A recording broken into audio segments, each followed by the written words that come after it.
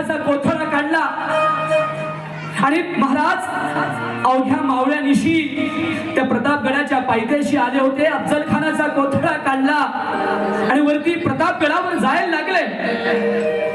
एक 25, 30, 50 पायऱ्या चढले आणि पुन्हा थांबले, माघारी वळले आणि पाहू लागले आपले सगळे मावळे आलेत का.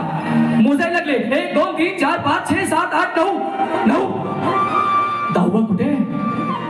कोण नाही कोण नाही कोण नाही म्हणून बघायला लागले. बघतात रे एक मावळा त्यात नाहीये. कोण? संभाजी कावजी कोंढाळकर. कुठे गेला संभाजी कावजी कोंढाळकर? सोबत तर होता ना, मग का कुठे गेला? अहो इकडे खानाला त्या ठिकाणी जखमी अवस्थेत सोडून खान त्या पालखीत चालला होता.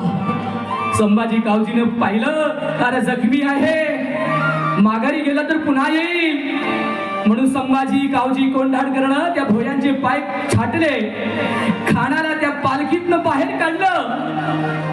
एका हातातनं तलवार आणि दुसऱ्या हातात त्या ठिकाणी खानाच्या मुंडकीला कापून त्या ठिकाणी आपल्या हातात पकडलंय. रताळलेली तलवार एका हातामध्ये खानाचं मुंडकं घेऊन त्या ठिकाणी माघारी पोहोचले. जणू काही महिषासुर मर्दिनीचा अवतार वाटतोय. एका हातामध्ये तलवार आणि दुसऱ्या हातामध्ये ते खानाचं मुंडकं पाहून संभाजी कावजी कोंढाळकरला कृतार्थ वाटलं. मी खानाला मारलं, महाराज आपल्याला शाबासकी देतील असंही वाटतंय. आम्ही छोटंसं काम केलं तरी आम्ही आमच्या साहेबांपुढे पुढे पुढे करतो आणि आमचे साहेबी कदाचित बरं केलं करून आलास म्हणून कौतुकही आमचं करतील. पण छत्रपती शिवाजी राजांनी पाहिलं आणि रागावले. संभाजी हे आपल्या नियोजनात नव्हतं, मग तुम्ही नियोजन तोडलं का?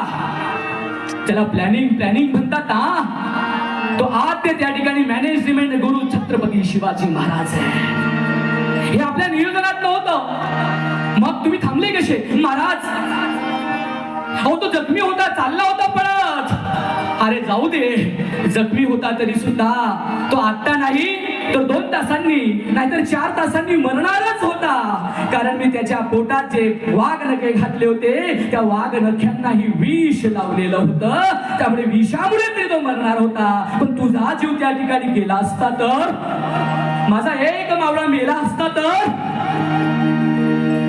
म्हणून राजा बापाच्या आज्ञेनं जसा बाप आम्हाला रागवतो, पोटाच्या तिडकीनं आम्हाला बाप सांगतो ना, ती तिडक महाराजांच्या चरणी होती, महाराजांच्या मणी होती. हो असा हा शिवाजी, छत्रपती शिवाजी राजे झाले पाहिजे म्हणून साऱ्या जनतेला वाटू लागलं आणि जनतेच्या आग्रहास्तव त्या ठिकाणी छत्रपती शिवाजी महाराजांचा त्या ठिकाणी राज्याभिषेक झाला.